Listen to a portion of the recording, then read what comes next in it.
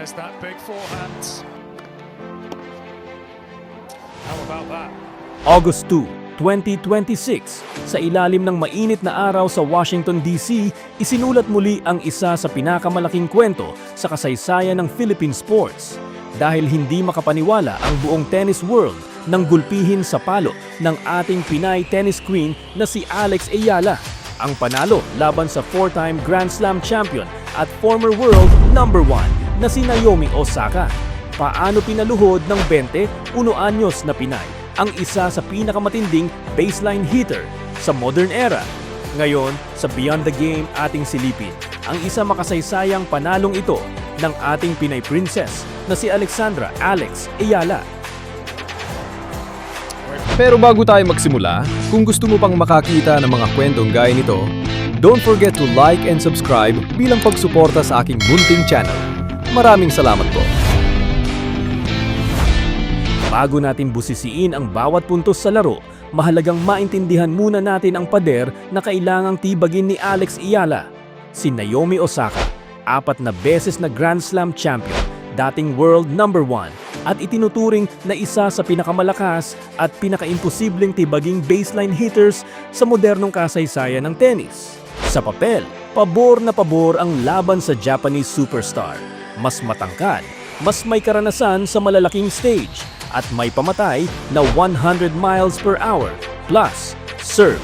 Ngunit kung may isang bagay man na napatunayan si Alex Ayala sa kanyang karera, iyon ay ang katotohanang hindi nabubuhay sa takot ang atletang Pilipino.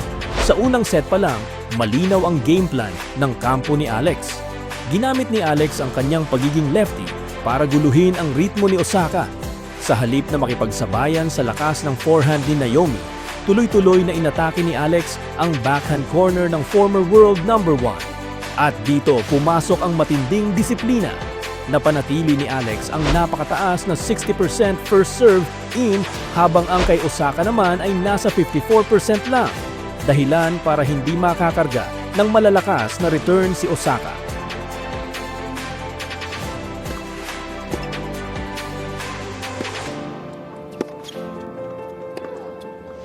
Super finish. At dito na nga pumasok ang pinakamatinding pagsubok sa buong laban, patas sa 4-all.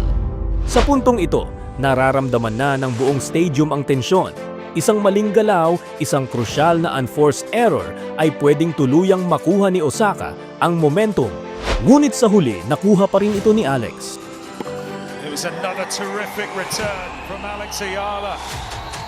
Nung pumutok ang krusyal na pagkakataon sa ikasampung game ng set 1, pinalabas ni Alex ang kanyang malamig na mentalidad. Isang malakas at matulis na power shot ang kanyang pinakawalan para isara ang set 1 sa score na 6-4 na nagpayanig sa buong stadium sa Washington. Pagpasok ng second set, akala ng marami ay babawi si Osaka, pero doon sila nagkakamali dahil imbes na lumaban ng Japanese, si Alex Ayala ang lalo pang nagpaulan ng bangungot. Dahil sa set 2, halos perpekto ang ginawang pagpapatakbo ni Alex sa court at dominado niya ang second serve points sa nakakagulat na 83%. 4 na beses niyang binasag ang serve ni Osaka, kabilang ang isang hindi malilimutang 5-game winning streak na nagpalukso sa lahat ng Pinoy na nanonood. At isang puwersadong error mula kay Osaka ang nagtapos sa laban. Sa score na 6-2 sa second set, isang tapat na pagbaw ng tennis royalty sa bagong reyna ng Philippine tennis. First ever 500 final tomorrow for Alex Ayala. And look at what it means to her. Tignan natin ang numero sa likod ng makasaysayang panalong ito.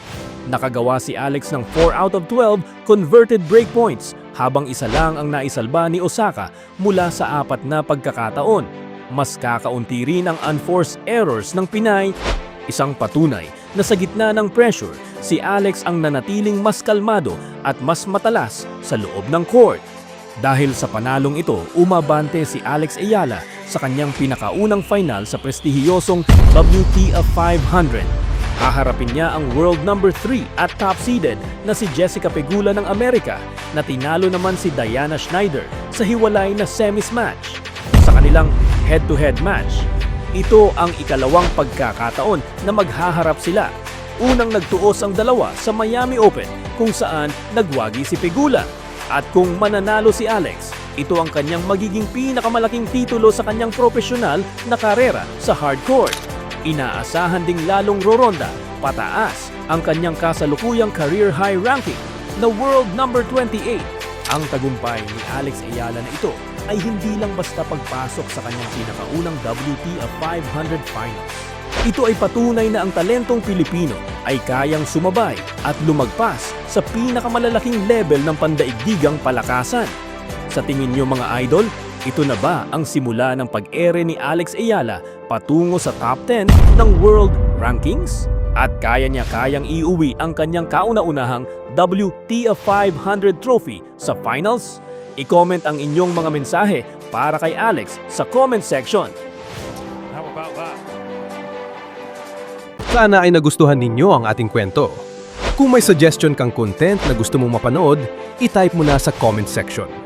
Sisikapin nating isunod sa ating channel. Mag-subscribe ka na rin. Libreng nude lang, wala pang monthly bill, di tulad ng iba dyan. Hanggang sa susunod nating kwento, ito ang Beyond the Game. Maraming salamat.